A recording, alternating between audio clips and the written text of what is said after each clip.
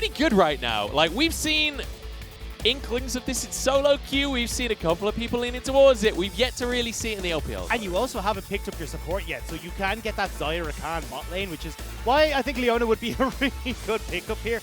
But this is actually something that I've been waiting for a little bit of time to come in. On patch 10.8, they changed the numbers on her feathers, so then they went from dealing 5% damage to 10% damage on all the extra ones. And as well, then her ultimate got a massive buff as well there a little while ago. So the ultimate ends up dealing about 125 extra damage, which that's is the key pretty thing, right? insane. It's no longer just a defensive ultimate. You can use it a little bit more aggressively now. So we'll see how that's going to impact things. The bans, though, for Rogue Warriors did not focus too hard on Chalitza, so he's going to have that Volibear. It's been a comfort pick for him. He's already played it 4 times this split. So Chalitza going to have a more than comfortable matchup up in the top lane. And now we have to see what this support is going to be for Lei, because let's bear in mind the Karma is still a flex. It is, but I'd like to see the Rakan here. I know it kind of sucks the lane that you're in against the Leona. It is a counter, but at the same time, I think you offer such a strong team fight, and the buff that you get in lane is massive. But looks like Lei may want to get his hand on his Thresh once again. It's one of those things where it's like, sure, Xayah Rakan's really good, but we got Lei, and he's really good at Thresh, and he kind of runs it down on other supports sometimes, so just get him Thresh. Well, the thing here as well is that it sets up beautifully for bottom lane plays, because you've got so much CC that can come through from both the Thresh and the Xayah. Then you can have that Graves come down once again. So it feels like Rogue Warriors are very much tending into their game plan of playing towards that bottom side.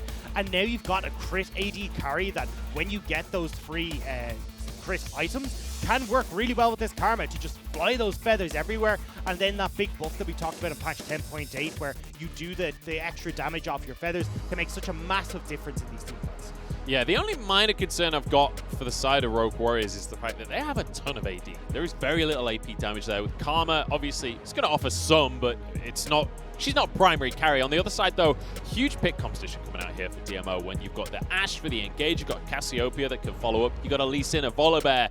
They're more than happy to push the envelope during the mid-game. Yeah, it's very much a team that can fight as well. I mean, you've got Cassiopeia that can do a lot of work. You can have Ashe to be these engage tools or disruptor with the CC and team fights. The thing for me when I look at these fights, though, is how the front line interacts with the back line from Rogue Warriors. Because Xayah is quite a short-range AD carry, so you do have that Featherstorm to reposition here, but if you have the likes of this Volibear who can get onto the back line, even Xiaopeng on this Lee Sin, who can at least get out that Featherstorm nice and early, you can then have a lot of CC that can go fly the direction of Zhang Wuji and Harrow, who are both the main carries on this Rogue Warriors side. We'll have to see, but Dagda, I can hear the circus music in the distance. I can hear the clown cars as we head into potentially the fiesta to end all fiestas. It's the bottom of the table here, 16th against 17th, and you know what? I can't wait, Dagda. Bring me some action, bring me some fights, and bring me utter chaos. It's DMO, it's Rogue Warriors. Let's hit Summoner's Rift. I'm hoping that we do get some of this action. I mean, look, Xiaopeng is on his champion. He loves this Lee Sin for the early aggressive plays that he can make. Oftentimes, having these ganks pop off at like level 3s where he's moving towards that mid lane. And when you've got Twyla, who can also set up with the Miasma and has a lot of damage to burn through as well, they can put a lot of pressure onto Wuming, who's going to be in the mid lane. And let's remember there's a lot of pressure on Wuming. Not just from the composition of DMO, but also Wuming stepping in to replace Ruby. Rogue Warriors are just trying to find a win here. They don't have a win this entire split so far. They are 0-8 right now. Another loss pretty much puts them out of the running for playoffs. So ultimately, they're just looking for anything. And Wuming now has to try and be the answer to that riddle. And it's a tough riddle to crack.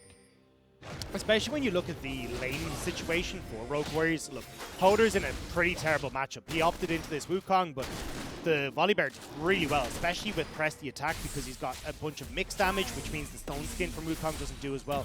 Plus, Volibear just hits like a truck. So, still, we're going to see how Chalitza can look to punish that and work to set up Xiaopeng for these plays on the top side. And already, you can see at least Wuming pushing in. But I imagine Xiaopeng, who's already starting to hover, will put a lot of pressure towards this mid lane. So Leona going to have a lot of strength in the laning phase. Lei going to pull him back in to try and extend the trade a little bit, but let's bear in mind Xayah Needs a couple of items before she really comes into her own strength. Well, it's level 3 as well in this bottom lane because you want to have access to your Q to put down more feathers, W for the attack speed, and E obviously to pull those feathers back in and get the root, get a bunch of damage off. So definitely you're looking at Zhongwuji having a bit more control around that level 3 mark. And as well, Lei is actually really good against this Leona from Yue. You can flave that engage, you've got that lantern to reposition, but you don't even have to worry about repositioning Zhongwuji as much because when you do hit that level 6, he's got his own feather storm. The Thresh versus Leona matchup, always going to be slightly in favor of the Thresh. Chalitza going to be just trying to, I guess, get some deep vision there. He didn't place any wards. I think he was just checking if Krugs was up to make sure that he knew where Harrow was going to be around on the map. Now he knows Harrow's probably on the bottom side, so he can continue to be as aggressive as he wants. It's also to set up Xiaopeng to decide which Rift Scuttler does he want to go for, because he wants to try and avoid Harrow on these early Scuttlers. So at least knowing that that Krug is still up, and also kind of baiting out that maybe he's placed a ward. You don't know for certain on Rogue Warrior's side, so it could be that he's able to hold on for a little bit. Yeah, there you go. This is why this is a Volibear favored matchup. There is very little Holder can do about that one. So Xiaopeng? Oh, hang on, he follows the Q. And he backs away again. Okay, I got a little bit more excited than I needed to there, Nectar. Well, you don't, because Yue's now going to get caught. Oh, hang on, here we go. Leona is tanky, though, so he's going to be able to soak up a lot of this damage. Ignite is ticking away, though. One more auto might just finish the job, but the flash keeps him safe. Lei jumps on in with a lantern as well. Wuji's low, though. Flashes out to safety, and Shubin can't quite finish the kill. So damn close, but so far. And somehow it's DMO that end up getting caught out. They are the ones who opted into this play to try and go for the Rift Scuttler. I thought Xiaopeng was just going to try and avoid Harrow at this moment in time, but instead ends up baiting Shubin and Yue into that river. They get caught out by Zhongwuji and Lei, who could already transition. And you see there the difference when you hit level 3. Zhongwuji and Lei are just stronger. So I'm pretty sure in the meantime, Wooming died to Twyla as well. Xiaopeng has been found here in the jungle, but they're ready for another fight. Teleport comes on in. This is the fiesta that I wanted. Chalitza hooked in. Wooming following up here. Xiaopeng is here as well. They've committed teleport, so they're going to go for this fight. Shield comes through. There's a Sonic Wave. Doesn't have kick yet, obviously, so can't really commit to this one. It's 4v4. Let's just bear in mind, Herald doesn't even exist yet.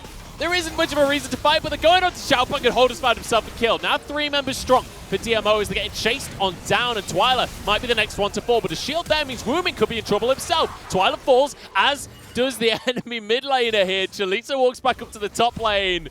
Rogue Warriors win again. Oh, I love this series already. I mean, look, who wants a Rift Herald when you can get 2 Rift Scuttlers? That's true. The main thing here. And it goes to Harrow anyway, so DMO are just overextending so much here. Just look at the summoner spells. There is a smite and a flash on the side of Rogue Warriors. There is a smite on the flash on the side of DMO. Yeah, so this is the replay you were talking about where Xiaopeng and Twyla do go on to Wooming, which is why you see that delayed reaction to everyone from DMO trying to get down to help their bottom lane. But it does mean Rogue Warriors, at least at the moment in time, 4-2 in kills, have a 600 gold lead for themselves. And I mean, they're looking, at least at the moment, like their game plan is in much better shape. Harrow's got 2 kills. He's going to be accelerated and be able to play super aggressive now against Xiaopeng and could possibly pick off Chalitza with no summoner spells top lane. They're going to try and find themselves a little bear in the top lane. Chalitza won't find a picnic for himself, and Holder forced to flash. Good effort there, honestly, by Chalitza to turn it around. I was very close. If that Sky Splitter had actually connected with Chalitza, that the shield that had come through and that extra damage onto Holder could have been enough to kill him, but does manage to step away. DMO, though, will respond with Dragon on the spot. So let's just bear in mind like what the strengths are for these two teams, because when we talk about Rogue Warriors, the thing that makes them a team that you can never quite underestimate, like they're 0-8 in the standings, and I never count them out of a series, because when the game comes to sheer chaos, that is exactly where Rogue Warriors thrive. So far, Dagda, all we're seeing is chaos, and Rogue Warriors are the ones that have found themselves a goal lead. And look, we said it was going to be through the junglers, right? And so far, Harrow has had a far bigger impact in these early skirmishes, which is setting up Rogue Warriors for success. And honestly, I prefer Rogue Warriors' composition when we hit the late game. You've got a crit AD carry, you've got Harrow on this Graves as well, double AD carry set up by Karma. That is so strong, plus this incredibly strong engage with Lei and Holder. So I think DMO will have their work cut out for them, and if they continue to fall behind, and if Twyla is not able to be that big late game carry, well then it should be Rogue Warriors able to run over DMO. Well, Harrow's been spotted out there by Shubin. So we're talking about how the junglers are the ones leading the charge. While DMO know where Harrow is, they shouldn't necessarily opt into these fights. There's a smite from Xiaopeng to secure his Raptor there. I wasn't sure how hard these two teams are going to commit. Because here's the thing. They fought without a Herald. They're definitely going to be willing to fight again for not much of a good reason. Let's bear in mind the first Drake was already taken. It was an Ocean for DMO. So there is no Drake on the bottom half of the map right now. It's about setting up for me, though, a future play. Rogue Warriors now have a lot of control when it comes to vision on that bottom side. They can spot out what DMO are going to be doing. And with Harrow now playing towards this bottom side, he can work with Woomin to either have Woomin come back to lane and move down into that bottom side. I honestly feel like watching games like this, Dagda, this is really why I came to China. These are the kind of games that I actually want to cast. Like, a lot of the time, the top teams are actually playing a lot slower these days, a little bit more calculated, actually thinking about macro and things. I'm not interested in macro. I just want to see teams absolutely scrap it out. And that's what it feels like we're going to get here today. And I'm hoping that we get to see at least 3 games of it, because I'm a little bit worried that whoever wins game number 1 of this series might be able to just carry that momentum forward. We tend to go to 3 games with these teams, but there we go, flash over from Xiaopeng. Rogue Warriors already committing everyone to this Rift Herald. And there's an objective for them. This is improvement we're seeing in the series already, as Rogue Warriors the ones positioning here. 4 members strong. Both mid laners nearby. We could have a 5v5 here, Dagda. It looked like it's going to be, but look at Twilight. He's completely separated. We'll have to try and make a one-man mission into this backline, which I don't think I'm the biggest fan of. Here's a Cassiopeia, so there's always potential with that ulti, and there goes an arrow as Lei finds himself a hook as well as Twilight pulled in, but he gets a 2-man stun as the rest of the team cleans things up. Knockups from Holder here, but it's a double kill over to Wuji, and now the chase down as Rogue Warriors. They got the Herald, they're looking for the fight, but there's an Ignite ticking. Triple kill for Wuji on the Xayah, and Lei survives. Lei survives, Holder survives, everyone on Rogue Warriors survives, and you talk about it right there. Twyla in a flanking position as Cassiopeia just gives the perfect hook for Lei. Manages to land it. Everyone from Rogue Warriors turns, bursts down Twyla, while Holder is keeping the rest of DMO occupied as he spins circles around them in their backline. You're going to see it here. And it means that then Rogue Warriors have free hits. Xiang Wuji is in the perfect position to start auto-attacking here. Even dodges away from the petrifying gaze. And look, I mean, where's the threat for the backline here of Rogue Warriors? DMO have nothing in the tank. And even if they did, it's a Xayah anyway, who's very difficult to threaten in team fights. Xayah, which is now 4-0-1. Xiang Wuji feels amazing after that fight. And that's the thing, you've got Featherstorm, you've got Cleanse as well. You can play very aggressive here, Xiang Wuji. And as you said, already Essence Reaver on the way. He's going to work in towards the likes of Phantom Dancer, a Rapid Fire Cannon, Infinity Edge next, and he's going to be hitting like a truck. He is going to be an absolute beast the longer this game goes on. But I just want to, before everyone forgets immediately, I just want to give a little shout out to Lei there, who saw the arrow coming, buffers his hook as the arrow's coming in, so that the whole time he's stunned in that fight, he's still impacted the fight. So beautifully done by Lei there. But look at the gold once again, boys and girls. 3,000 gold lead now for Rogue Warriors. And what do we say? They just want to fight, and all they found is fight after fight after fight. It's been a rough start here, Dagda, for DMO. And unfortunately for DMO, that's how they tend to get their victories, is through these early game plays. And right now, they haven't been the ones that are able to come out on top. So Rogue Warriors are looking super strong. But the problem is, we know what Rogue Warriors are like. Sometimes they look great. Sometimes they get to these mid-game fights and they've set up beautifully. They're front to back. I'm like, oh, this is one of the best teams in the LPL. And other times, they kind of go all over the place. Where you're like, I have no idea what this team is deciding to do. I don't know if I'd call them one of the best in the LPL, when even when they look good. They look real good. Yeah, I'm just saying. I don't know. I need to see a win on the board before I'm willing to make any crazy statements. But one thing I do want to mention about the draft specifically here is we talked about the top laners. We talked about this Wukong being not just a really great pick for Holder, but also a takeaway from Chalitza. Well, when all we're going to do is team fight all game, the fact that he's against a Volibear in lane doesn't really matter that much.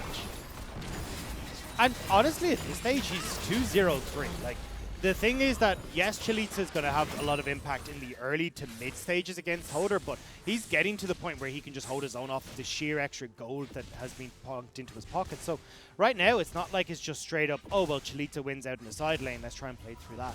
And as he said, look, you need these bruisers to be in fight. Both Chalitza and Holder have to be in these scraps. And unfortunately for DMO, they just don't have the firepower to allow Holder, or, well, at least allow Chalitza. Chili's is doomed here. He's going to flash, he's going to use his ult, but he's going to be pulled in by lane, knocked up and taken down. A kill for Harrow here. And you know what? When you look at the composition for the side of Rogue Warriors, it's all about getting the Graves fed and getting the Xayah fed and then using this Karma as a second support. Well, guess who's fed on the side of Rogue Warriors? Xayah's fed, Graves is fed. Everything's looking fantastic. I agree. I would have preferred to see Rogue Warriors commit a few more members down towards trading for these structures, though, because right now you've got Zhongwu Ji and Lei who are just going to sit back in this mid lane. They're not going to be able to get in terror plates. You look at where Woomin is, he's been zoned off of this top lane structure, so DMO are actually getting a decent answer for this play, although as I say that, Harrow will reconvene down in this bottom lane to get some terror plates himself. Yeah, one of the nice things for Rogue Warriors is they're ahead already. So all they have to do is trade evenly and they maintain tempo for themselves. Let's take another look at the gank down onto Chalice. It's a good hook from Lei here.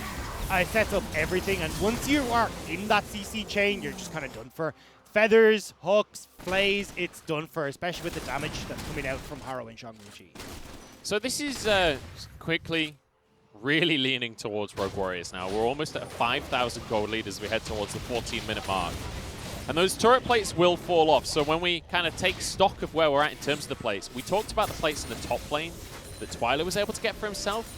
But those 3 plates, I think, are the only plates that DMO have got across the entire map. Whereas Rogue Warriors, they already took a tower in the mid lane, plus the 3 in the bottom lane. They found themselves a massive advantage. And you can see that reflected in the gold. I mean, we're 14 minutes into the game. You're looking at nearly a 5,000 gold lead there for Rogue Warriors. This is absolutely insane. And this is why you can look at Rogue Warriors and go, why can't you do this all the time? This looks like a really good team. Well, one thing I will say, Dagda, is they're not usually against the 16th team in the LPL as the 17th team in the LPL. That tends to happen only once. If there is a team that they should look good against, if they are going to be climbing the standings, you'd probably expect it to be DMO, right?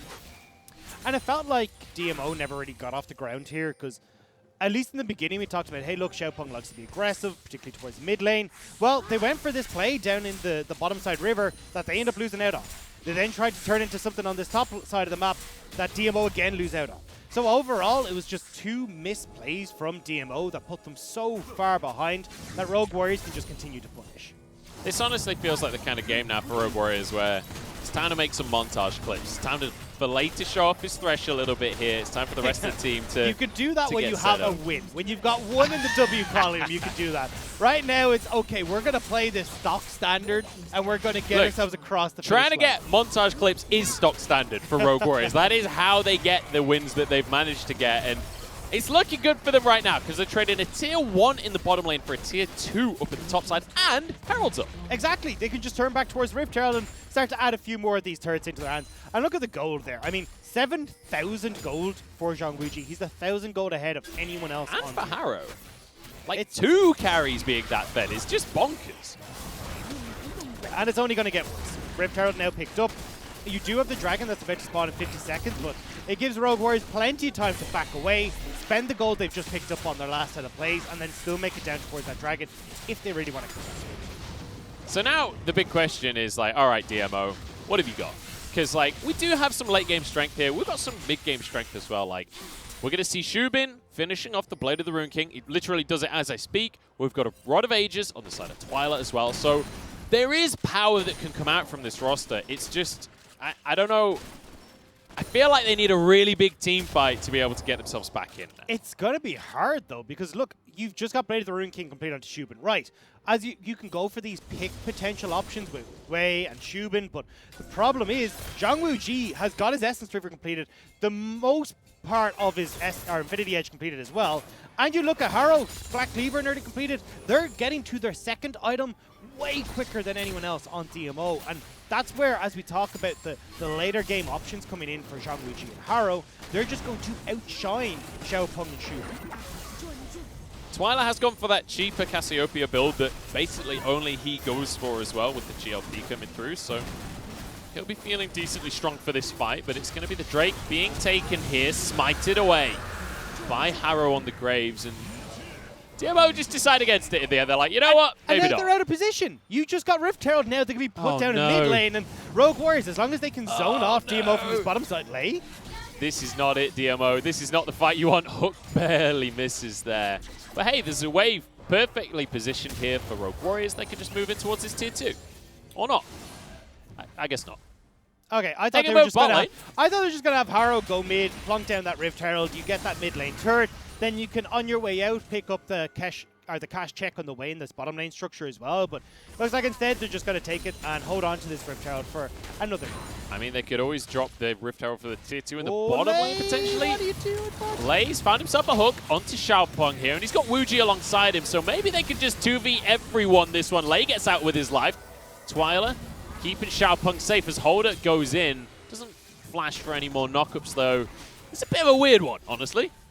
Everyone walks away. You just get the flash and the ignite burn from Lay, and yeah, a bit of a curious one. Surprised to see Lay opting into that, or even trying to back there. So here's one of the problems with Rogue Warriors, right? Because I feel like they were in a phenomenal position just there. They get themselves the Dragon, they've got the inside track on the mid lane. They kind of and ah about going to the mid lane, then they and ah about going to the bottom lane, and they finish off a tower that's on, 200 HP or something. So fantastic. A Stiff Breeze would have done that. They don't actually find very much off of a huge advantage that they've essentially squandered there. Yeah, and that's why it can be heartbreaking watching this team sometimes, because they think, oh, they've got it, oh, they can maybe do it. Okay, no, they've fumbled to play.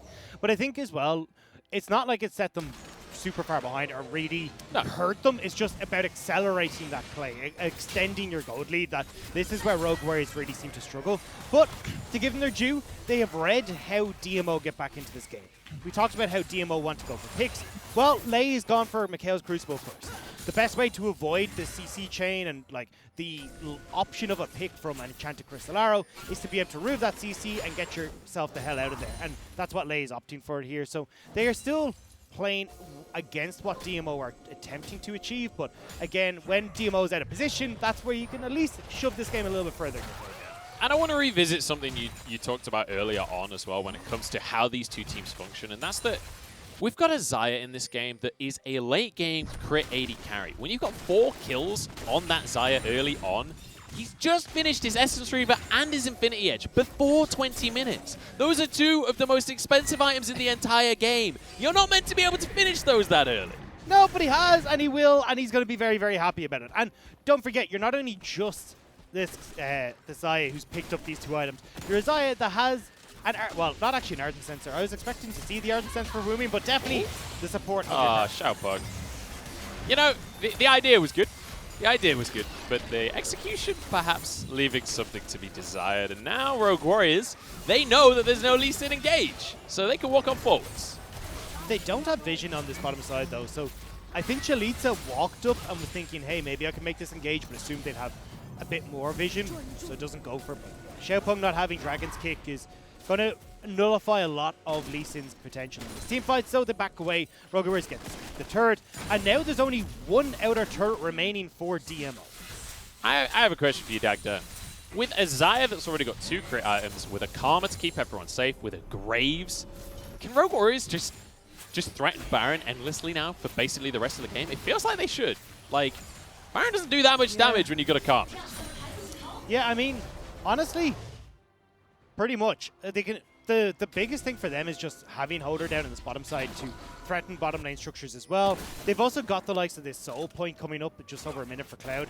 I think if I'm DMO, Cloud Dragon's not the end of the world. I think I just give over Soul and just let myself try and pick up some more items before fighting Rogue Warriors. But yeah, it's a tough one here for DMO as to how you actually try and fight against Rogue Warriors at this stage. Yeah, it's going to be a challenge for them. Because here's the thing, like, oh, sorry, there's something going on the map. Tell me about it, Dagda. I know, I just wanted to go in on I really don't like Wuming's build. I was just saying, I wanted to see, because we were talking about how fed Xayah was, I just wanted to say I would have preferred to see Wuming when you get a Xayah this far ahead, and you've got Harrow this far ahead. Yeah, pick up the Ardent Sensor. Look, at this point, you know your position. You're not the carry. Don't go towards the Luden's Echo. Go in towards that Ardent Sensor, prep Zhongwuji, set up Harrow, and just allow them to be the carries here. So I'm surprised to see the build that he is going for. Yeah, I can get behind that, Dagda. I'm on board. You've persuaded me. But I want to talk a little bit here for a second about DMO and like how we got to this point in the game. Because let's just consider that the win that they have in the LPL so far, it was against EDG. What is the weakness that we all talk about when it comes to EDG? It's lack of decisiveness. If there is one thing Rogue Warriors are, it's decisive. Are they making the right decisions? God only knows. But you know what? They're making decisions. And when it comes to DMO, it feels like they've struggled to match up to the decisions that Rogue Warriors are making and match the pressure that Rogue Warriors has been layering on in the end. Well, you say that, but I mean, we just saw Rogue Warriors have this play that they could have made with the Rift Herald. They're not exactly the most decisive bunch Look, they just made 2 decisions at once, and that was the problem. They were too decisive, if anything. True. Maybe that's the problem. But still, I think when I look at this, DMO's early game is what makes them shine. If they can get ahead, they can take these games. And you talked about EDG. It was the win over EDG, that 2-0 win, that gave them their first victory in LPL Summer. And that came off of 2 superb early games, off of Xiaopeng, setting up Twilight, setting up Chalitza. But in this game, that early game went completely the wrong direction for them, giving over several kills to Rogue Warriors, and now it's Rogue Warriors with the scaling comp that are just able to keep playing like that. Yeah, and while we talked about the Baron threat, hang on, Lay with a flash. I mean, we talked about him. He's willing to make that play. Holder is dodging absolutely everything, finds the knockups. That was beautiful. Absolute monkey business as Xiaopeng can't get away, and neither can Yui. He's going to be hooked on in. Lay knocking everyone back, but somehow falling on this one. Twyla now on the front line, but Rogue Warriors are losing this fight somehow. Yeah, they're not exactly being able to follow up on the engage from Holder. He kind of had to use his ult more defensively, so there's no way that Rogue Warriors can get into this fight. They are going to turn back and try and threaten this Baron, though, with the low health bars on DMO. But for past 20 minutes, that home guard buff is there. They can get towards this Baron before Rogue Warriors can start it. Lay will be respawning in 5 seconds, so he'll be able to move back over towards the team here. Wuji can lifesteal off of Scuttle Crab a little bit. But DMO know what's going on. They're going to answer. Wuji with a nice sidestep, because that Sonic Wave could have killed him there, but he walked straight back into the Lee Sin. That is not the play, and he goes down for it. What a mistake to make. Now Twyla moving into the backside of the pit as well. He's going to have his ult up shortly. This is all going wrong, Rogue Warriors. This is not how it's meant to be. Holder has to get away on the top side. DMO stopped any kind of Baron threat here and found a shutdown. Yeah. Explain it, Dagda. Take a look at that play and explain it to me.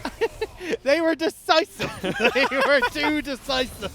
I don't know. Look, when I'm looking at this, Rogue Warriors, they tried to go make the play in mid. That was trying to force this fight here, which I don't mind, but the problem is when that, like, you're in two minds here. The flash hook from Lay was ambitious, and this whole play revolved around that hook hitting. Because then Holder has this great line in towards the back line and you set up the play. Unfortunately though, when it doesn't, Holder's overextended. He can't actually set up this engage properly for the rest of Rogue Warriors to follow up on. And then, again, Rogue Warriors on the way out are like, right, we need to get vision control. We'll pick up the Scuttle Crab on the way out. We'll make sure that at least we've got full control still of this river area before we need to back away from the Baron objective. But Zhongwuji trying to make that play was just completely the wrong call. Yeah, it felt like Lay kind of overcommitted as well. Once he got the hook onto Yui, it was kind of like, I don't know, maybe going into the middle of 5 of them as Thresh while your Aftershocks on cooldown. Possibly not the greatest play to make right there. And he obviously ends up going down. So, DMO, they found themselves back into the game a little bit. They've closed that gold gap ever so slightly. And let's bear in mind, we talked about the items of Cassiopeia earlier. Now with the Zhonya's there, Ash just got 2 items and a pickaxe as well. Look, all I'm saying, Dagda, is there's a chance. You're looking like you don't believe me, but I'm just saying, with team fights like that, anything is possible. I'm just laughing at Twyla's build. It's like, go for the GLP and then get a Rod of Ages as well. It's just like, okay, well, he finished Rod of Ages first and then went GLP. Yeah. But look, either way, you know, Twyla's his own man, okay? He doesn't play the picks anyone else plays. He doesn't play the builds anyone else plays. He doesn't care about your expectations, about your standards. He'll play how Twyla plays. It feels like this game is very much Rogue Warriors' expectations, though, where they get a lead, they look good, and then just some tomfoolery happens when we get to the mid-game. Shenanigans. Yeah. Utter shenanigans. And that's exactly what I want out of Rogue Warriors. This is why we call them the funnest team of the LPL, because you know what? It ain't clean. That's why we like it. DMO have once again given the inside track on the mid lane here to Rogue Warriors. And let's bear in mind this is a Cloud Soul. Rogue Warriors could just trade this for an inhib. Yep. And they don't want to. Do it! Go mid! You don't need to fight for this! Whatever, they're going to fight for it. We've got a team fight on our hands here, Dagda. Holder is in a great spot, though. He can get in towards the backline of DMO, which is why you can see him hovering. And look, in theory, if Rogue Warriors fight front to back, they should win out. Well, Holder's just regrouped with the rest of the team here. Solar Flare doesn't hit onto anyone. Holder in, but stunned up and forced away on this one. It's going to be 1 kill onto Chalitza's late falls. 2 for 2 right now. But the Dragon went the way of Rogue Warriors. They get themselves a soul. Twyla stuns nobody. Featherstorm in, but in comes Xiaopeng once again. Wuji pulls back the feathers and finishes him off. Now he's on Twyla, but he doesn't have the damage. Harrow alone against the world. Takes out Yui, gets out of the pit as well. Twyla follows him along as Harrow tries to find the 1v1 for himself. Jumps back in. The Q's not quite enough. And Twyla barely survives. Oh my god, that was insane! When you look at that play, it's like Rogue Warriors should 100% win out in this engagement. But so many things went awry that it's DMO who are actually able to come out on top. This is what I wanted to see, This doesn't make sense to me. Who cares about compositions? Who cares about priority in the mid lane? We just want to brawl, and somehow DMO won the fight, but they lost the Dragon importantly. So, in 5 minutes, these brawls could really matter. And, well, you've still got Baron on the cards. I don't even think we'll make it to that. I think we'll still be looking to see both these teams posturing towards that Baron and a few more scraps in the meantime. But that was absolutely insane. And a lot of that started off with what looked like a few whiffed ultimates coming through from DMO. Yui in particular, missing on his ultimate. We'll see here. The Solar Flare goes very wrong. But Holder just gets burst out almost instantly. His ult is a non-factor. Lei does get a good hook onto Chalitza, which does disrupt at least some of this. But again, okay, Provi, I was like, wait, are we fighting again? But yeah, you can see here that Holder's just taken out so quickly. And then getting in onto backline here, Xiaopeng is just pulling multiple people around. But so Xiaopeng actually made the decision to forfeit the Drake there to go for the kill instead. Yeah. And it means that they don't get the Drake, but it also means that they win the fight. Exactly, and I think that's the better call there. A Cloud Drake doesn't really do too much for Rogue Warriors, whereas that fight could mean a lot for this scrap. Hang on a second. We got a Baron, 9,000 remaining. Hawkshot's going to spot it out, but Rogue Warriors commit here. Teleport's available for both of the top laners and immediately start to get channeled, although Holder hasn't answered with his own just yet. He's recalled, the Baron resets, and he's just going straight back to the bottom lane. Yeah, but here's the call that we expected Rogue Warriors to make, right? DMO realized, hey, look, you're caught between a rock and a hard place. We're just going to turn towards this mid turret and pick it up. Nicely done here by DMO. Great as well from Rogue Warriors to bait out the teleport. Now they potentially have side pressure, but it's a long time until Holder can threaten any kind of towers. There's the TP from Holder as well. They realize that Chalitza now will spot out Holder and is actually... This is a weird fight. This is a weird position to be in. Chalitza, the one that's going to take the brunt of the damage here, has to ult away from the fray. Will keep himself safe here. Holder can't chase that one down. Xiaopeng over the wall as well. Rogue Warriors are getting relatively low. Yeah, and now Rogue Warriors can just look to move in here. Chalitza's a non-factor. He's got it back. So if you can find an engage in the next few seconds as Rogue Warriors, you can start this off. Unfortunately, though, they are reliant on a hook from Lei or for Holder to get that flash engage.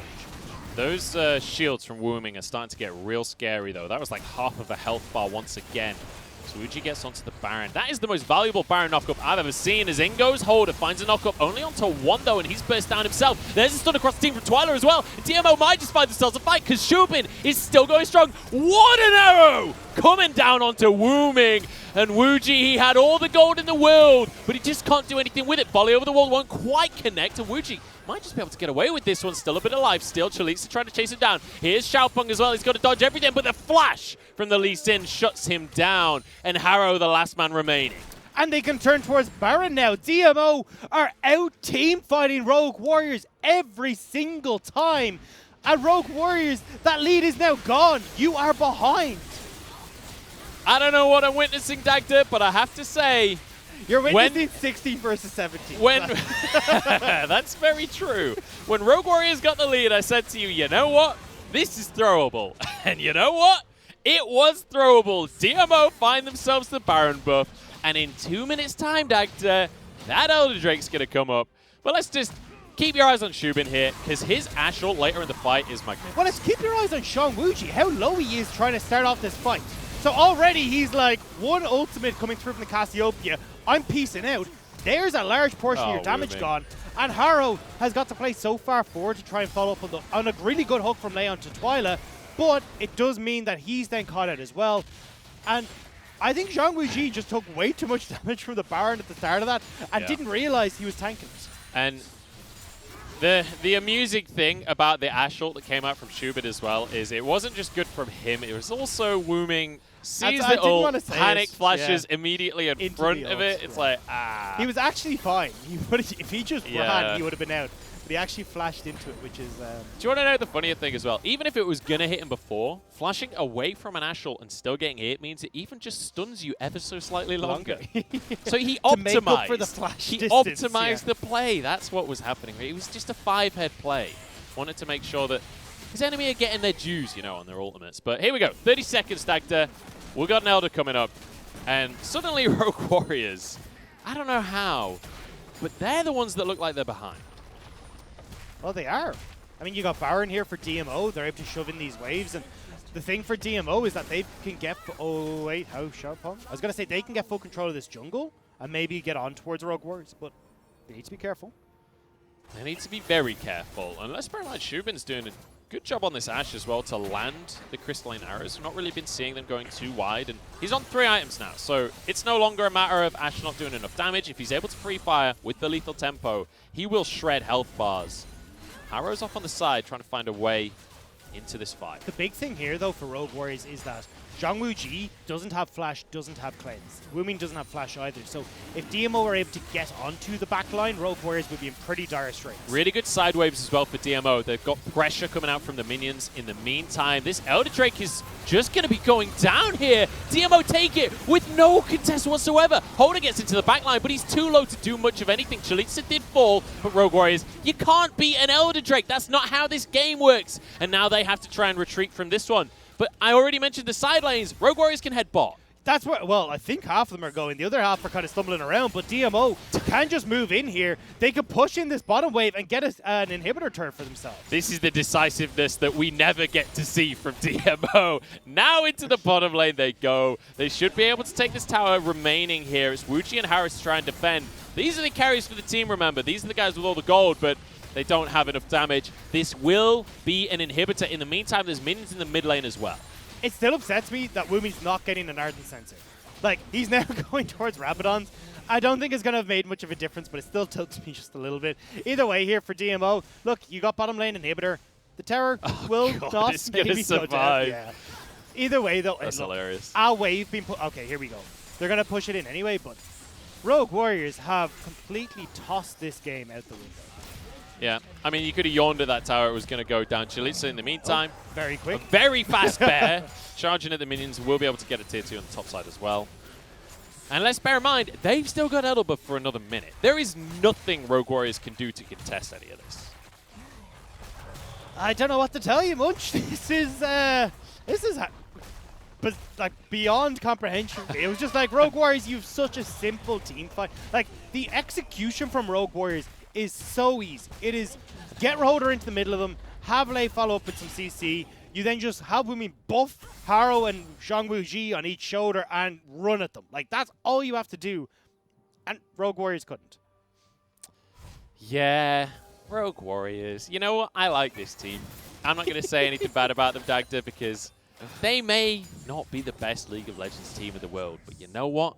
They're the 17th best, and that's what matters. Yeah.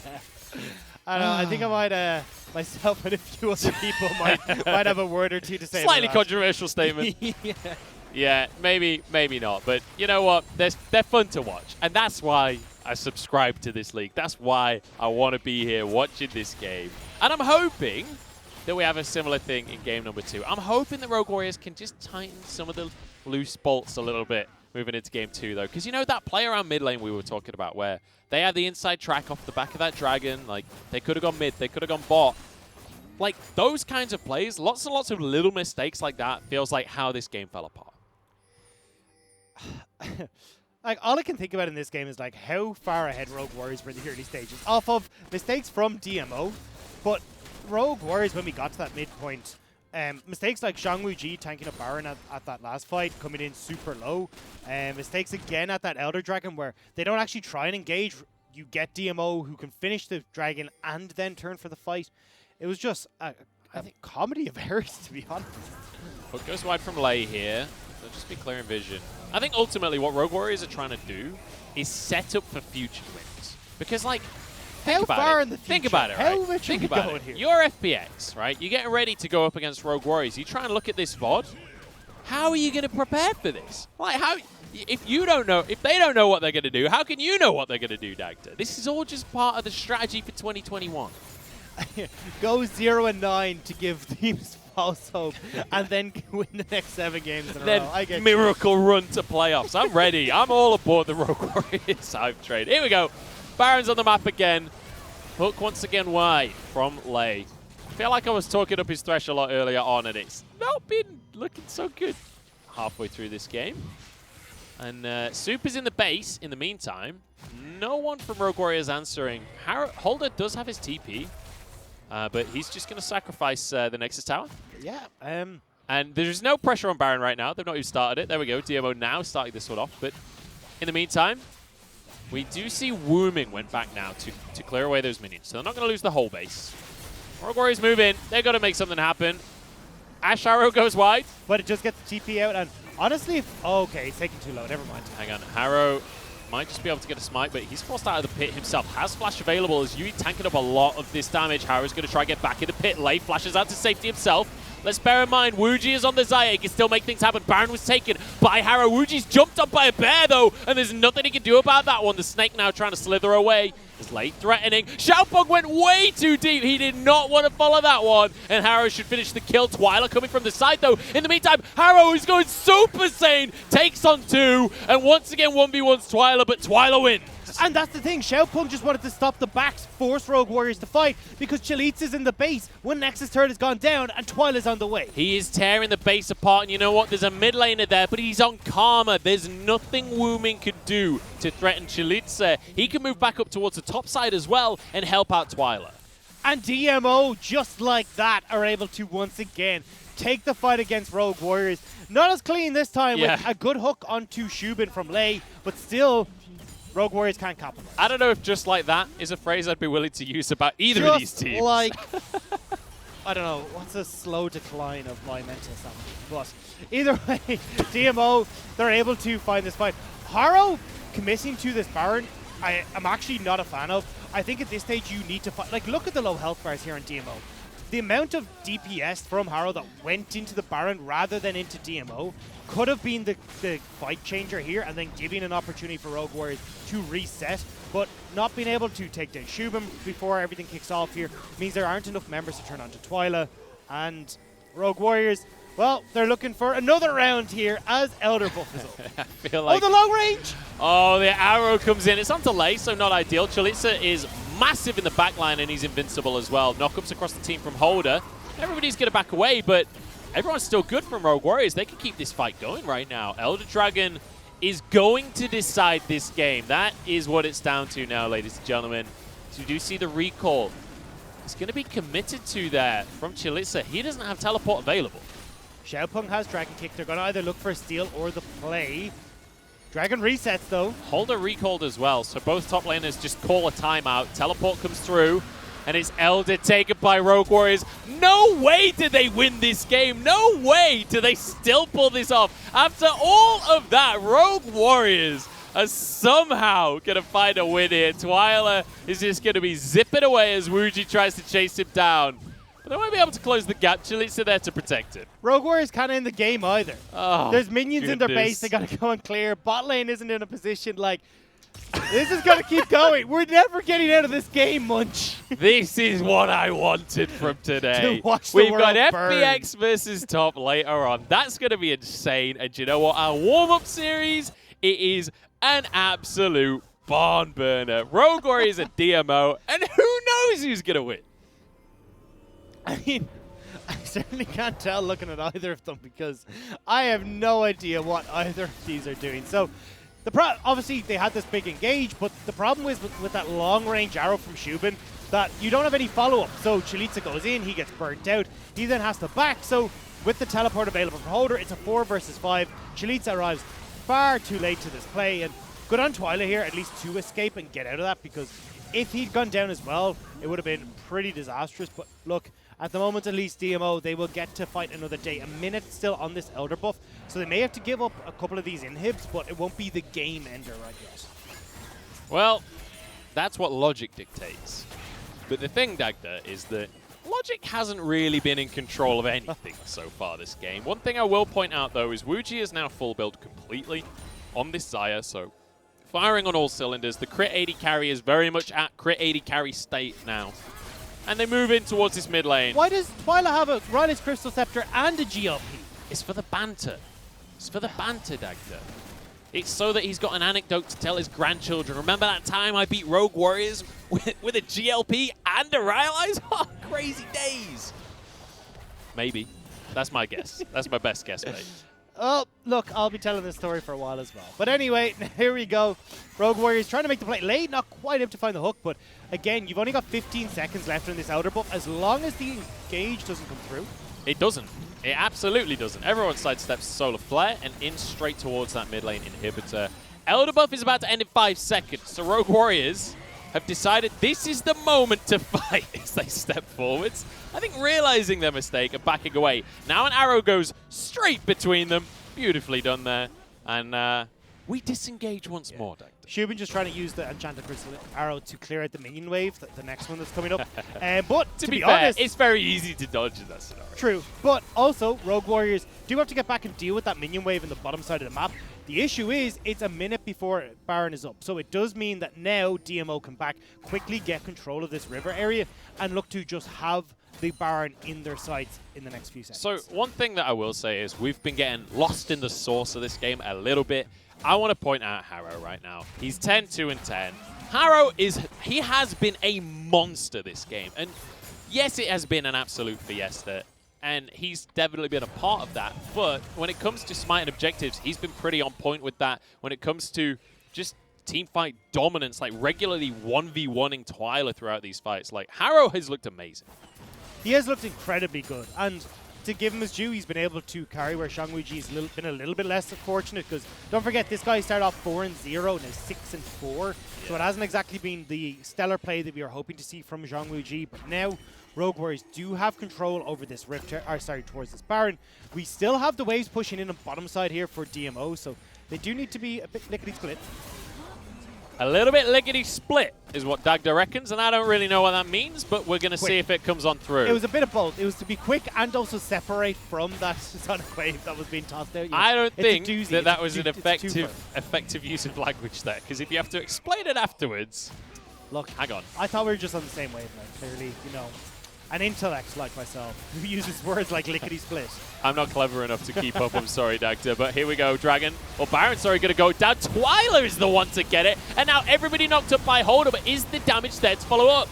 Yui is invincible with the stone plate. Holder taken on down into his GA as Chalitza keeps everyone at bay. Harrow's on the back line, but he's completely alone. That's going to be damage across the team from Wooming. Twyla's ult is disastrous as Holder jumps forward. Once again, Wuji finally comes online, gets himself a Quadra, and gets Rogue Warriors the game. It's about damn time, Shangwuji with the play to win the game for Rogue Warriors. A fantastic Featherstorm across the face of DMO, and they'll be wiped off the rift. Wuji, what was that? That was magnificent. After a game of just not really reaching the mark we wanted him to, he comes out huge, wins the fight, and gets game 1 in the books for Rogue Warriors. Oh, that was a game and a half to start us off in this series. I don't- In duration alone, it was a game and a half. Like, that was what, 45